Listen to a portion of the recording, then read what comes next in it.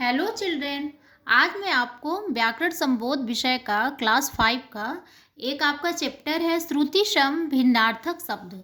तो उसको मैं बताऊंगी। तो पहले हम देखिए ये देख लेते हैं कि श्रुति सम भिन्नार्थक शब्द का अर्थ क्या होता है, ये होता क्या है। तो श्रुति जो है, श्रुति का अर्थ क्या होगा? सुनना।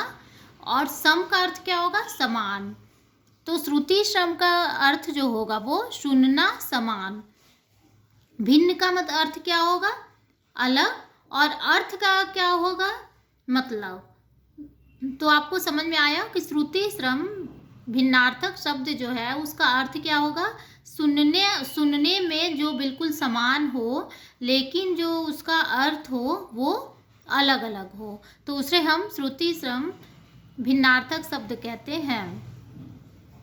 देखिए आपके बुक में भी दिया हुआ है कि जो शब्द पढ़ने या सुनने में एक समान लगते हैं लेकिन उनके अर्थ जो हैं वो अलग अलग यानी कि भिन्न भिन्न होते हैं, तो उसे हम श्रुति सम भिन्नार्थक शब्द कहते हैं।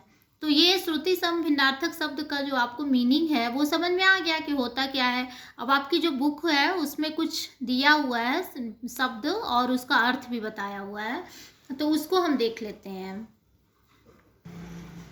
तो देखिए इसमें क्या है, यहाँ पे शब्द है और यहाँ क्या दिया हुआ है? अर्थ दिया हुआ है।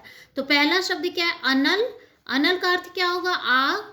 और दूसरा शब्द क्या दिया हुआ है? अनिल। तो अनिल का अर्थ क्या होगा? हवा। तो देखिए अनल और अनिल जो है वो देखने में तो बिल्कुल समान शब्द है, लेकिन दोनों का क्या है? अर्थ जो है अलग अलग है। दिन है, दिन का क्या होगा अर्थ? दिवस।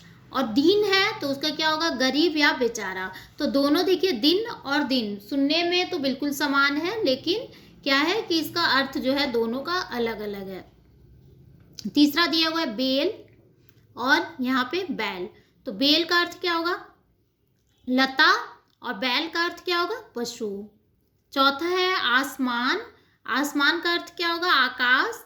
आसमान, आसमान, आसमान जो कि बिल्कुल एक जैसा ना हो। दिशा। दिशा का क्या होगा? तरफ। और दशा का क्या होगा? हालत। यहाँ देखिए नीर दिया है, तो नीर का अर्थ क्या होगा? पानी। और नीड़ का घोंसला। अर्क है, अर्क का अर्थ होगा सूर्य। और एक अर्क दिया हुआ है यहाँ पे, तो उसका अर्थ क्या होगा? रस या सत्व। यहाँ देखिए आंधी का क्या होगा अर्थ? तेज हवा। और एक आधी है तो उसका क्या होगा? आधा हिस्सा। जलज का होगा कमल। जलद का अर्थ होगा बादल। काठ का अर्थ होगा लकड़ी। काट का होगा काटना। वात का होगा वायु। और बात का होगा वार्ता या बातचीत। पानी का होगा अर्थ जल। पानी का होगा हाथ। अब यहाँ देखिए अवधि का होगा समय सीमा। अवधि है एक भाषा होती है अवध की बोली। उपयुक्त का होगा ठीक। उपयुक्त का होगा ऊपर कहा या ऊपर जो लिखा गया है। कोश का होगा खजाना। कोश का होगा शब्द भंडार। में का होगा अंदर। मैं का होगा अपने लिए सर्वनाम शब्द। आचार का होगा अर्थ खाने वाला आचार। आचार का होगा आचरण, किसी का जो आचरण है या व्यवहार है वो आचरण हो गया। अन्न का होगा अनाज। अन्य का होगा दूसरा कोई। तरंग का होगा लहर। तुरंग का होगा घोड़ा। तुरंग का अर्थ होता है घोड़ा। आलसी का होगा सुस्त। अलसी होता है तीसी, एक प्रकार का अनाज होता है। तीसी जो है वो एक प्रकार का अनाज है, उसको अलसी भी कहा जाता है।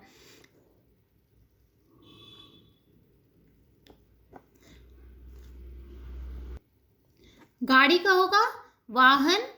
और गाढ़ी का होगा प्रगाढ़, बहुत अच्छा। प्रगाढ़ होगा बहुत अच्छा, अच्छी तरह या बहुत अच्छा। पका का होगा पका हुआ। और पक्का का होगा बहुत मजबूत। अपेक्षा का होगा उम्मीद। उपेक्षा का होगा अनादर। बलि का होगा बलिदान। बलि का होगा बलशाली। अब यहाँ देखिए शब्द परिणाम का हो जाएगा नतीजा। परिमाण का हो जाएगा मात्रा या कोई भी चीज की क्वांटिटी को हम परिमाण कहते हैं। समान का हो जाएगा बराबर। सामान का होगा वस्तु। कुल का होगा वंश। कूल का होगा किनारा। यहाँ देखिए शोक का होगा दुख। शौक का होगा रुचि। कपट का हो जाएगा धोखा। कपाट का हो जाएगा दरवाजा। पीता का होगा पीना, या ये क्रिया है, जैसे हम कुछ भी पीते हैं तो उसको हम क्या कहते हैं, पीता। तो वो क्या है, एक क्रिया है, हम काम को कर रहे हैं। पानी अगर हम चाहे कुछ भी पी रहे हैं तो क्या है, हम क्रिया कर रहे हैं, काम कर रहे हैं।